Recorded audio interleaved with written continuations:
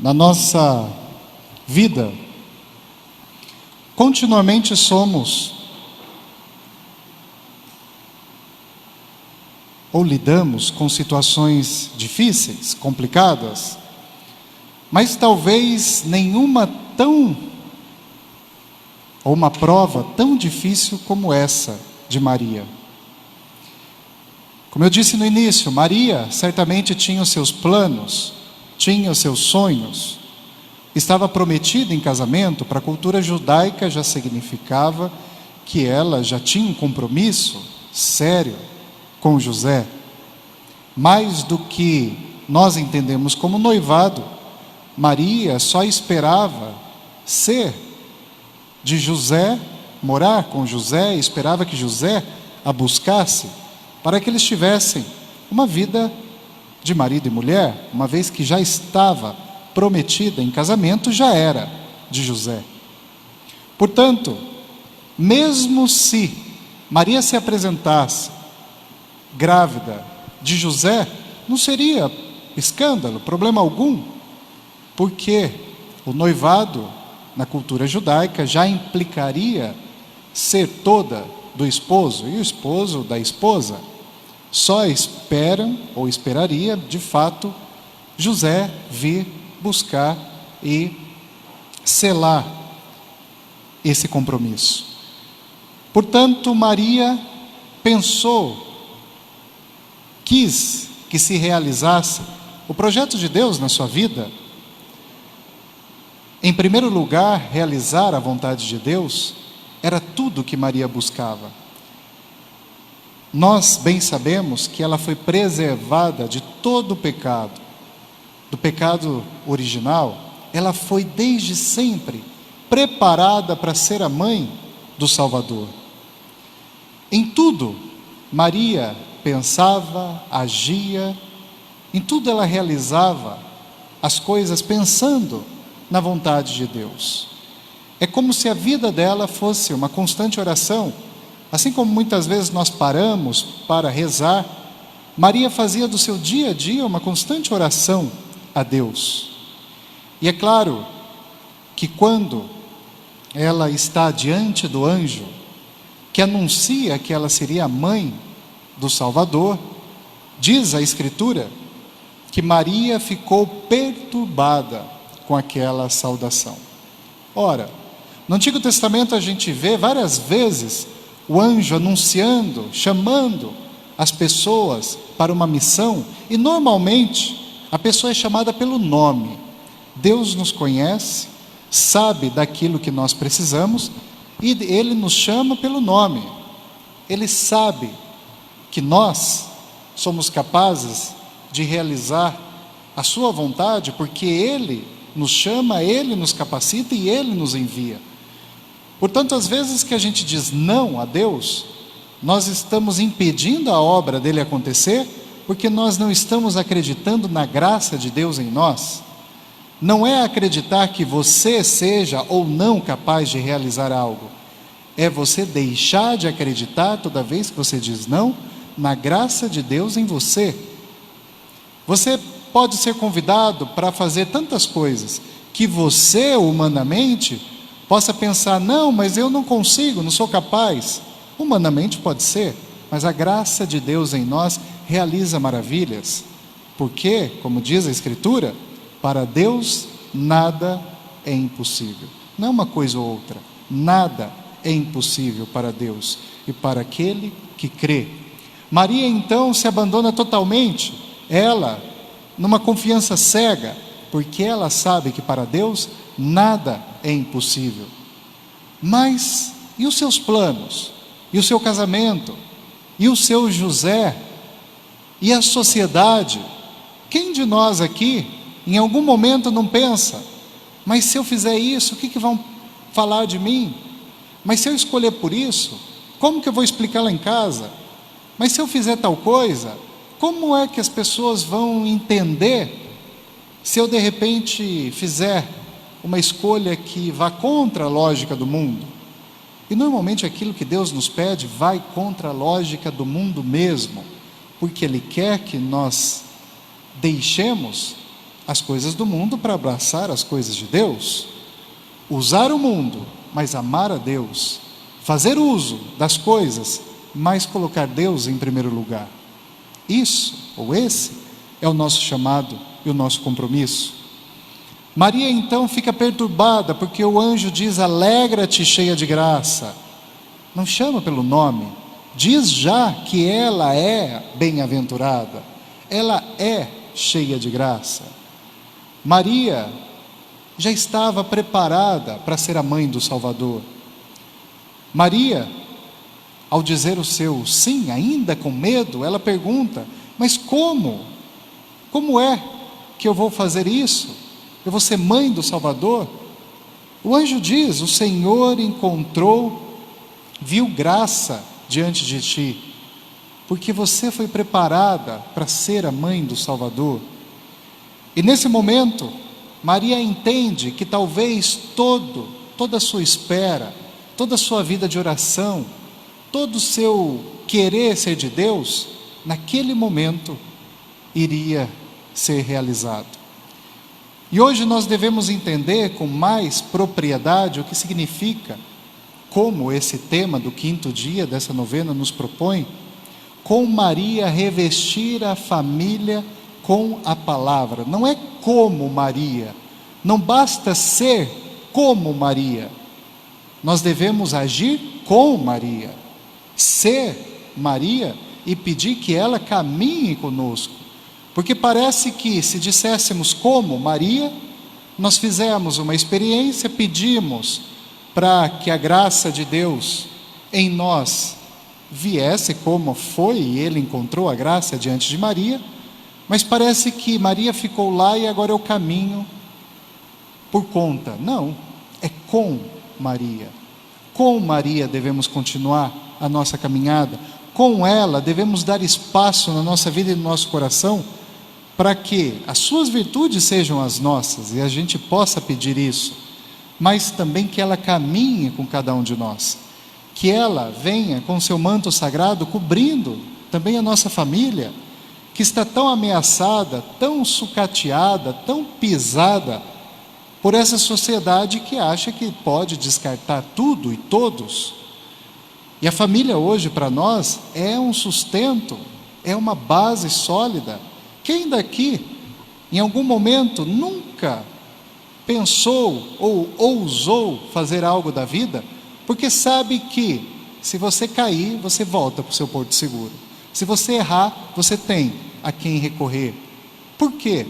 Porque as pessoas que constituem a nossa família, a nossa casa, embora muitas vezes não seja a família que você sonhou, a família que você desejou, é a família que você tem. É a família que Deus te deu, é ali que eles te conhecem, sabem quem você é, sem máscaras, embora todos nós estejamos usando máscaras. E muitas vezes vocês percebem que uma pessoa com máscara, com óculos escuros, às vezes com boné ou um cabelo longo, ela fica totalmente desfigurada, muitas vezes a gente não sabe nem quem é.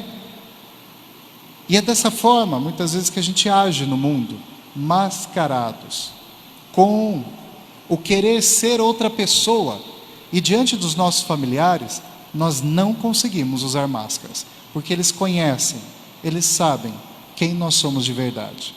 E não obstante ao fato de nos aceitar, de saber quem nós somos de verdade, eles tentam corrigir, e isso é chato. Colocar o dedo na ferida dói, e a família normalmente faz isso, toca onde está machucado, toca na ferida.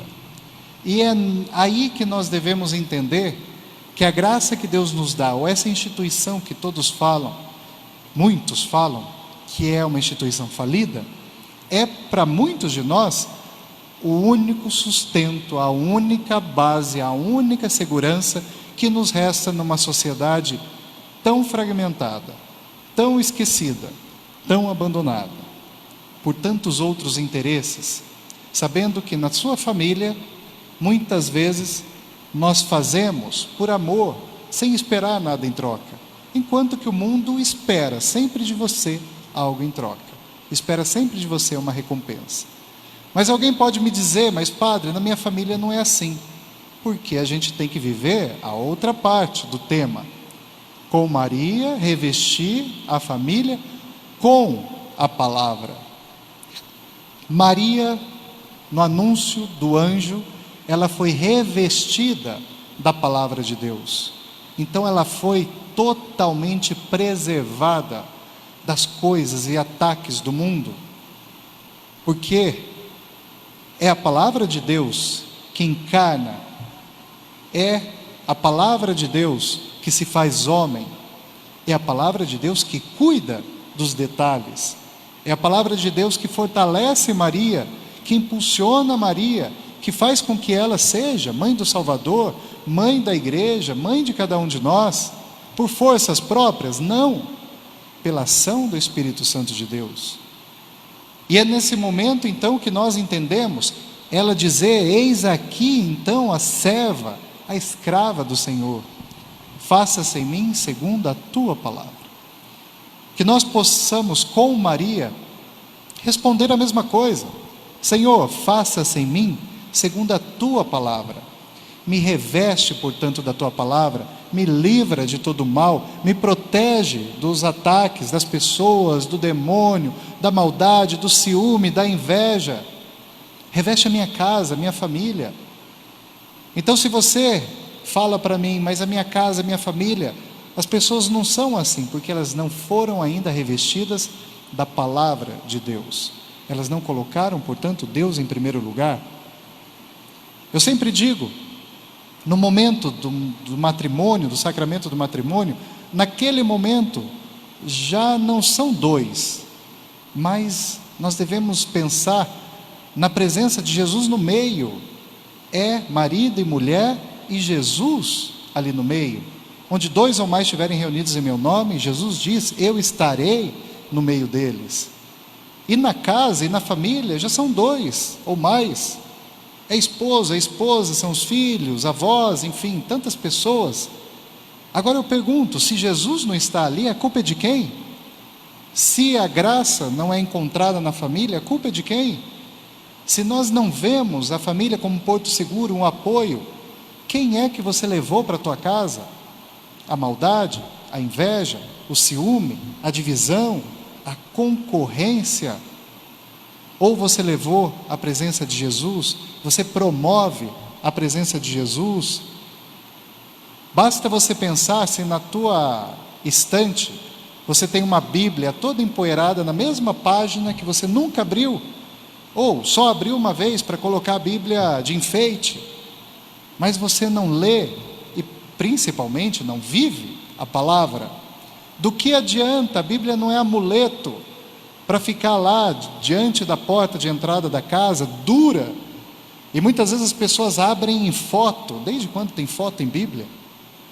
Mas coloca lá uma imagem bonita, né? Abrindo o mar e o povo passando, sendo que o que é a presença de Deus é palavra que se torna viva, é palavra encarnada, é palavra que ilumina, palavra que restaura o ser humano e palavra que nos impulsiona para uma vida nova. Maria então nos dá a pista de como vivenciar isso. Prova de que ela vivia a palavra e estava toda revestida da graça de Deus, porque o anjo diz que o Senhor encontrou graça diante dela, diante de Maria. A prova disso é que Maria depois tem que explicar aos pais que está grávida. Como será que seria se você, mulher, menina, ou se você, mãe, pai, tivesse hoje que chegar na sua família e dizer: estou grávida do Espírito Santo? Ai, que bonito.